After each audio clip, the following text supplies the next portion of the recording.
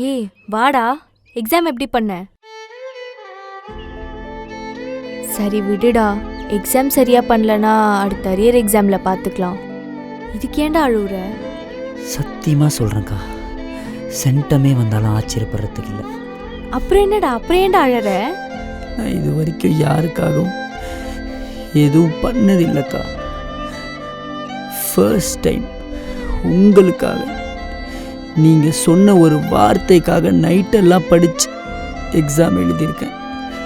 அம்மாவுக்கு உடம்பு சரியில்லைக்கா, அவங்கள கூட பார்க்காம நீங்கள் சொன்ன ஒரு வார்த்தைக்காக. எனக்கு தெளிவாக புரியுதுக்கா, உங்களுக்கே அது புரிய மாட்டேங்குது. இது லவ் தான்க்கா. ஐ லவ் யூ ஸோ மச்க்கா, I love you so much.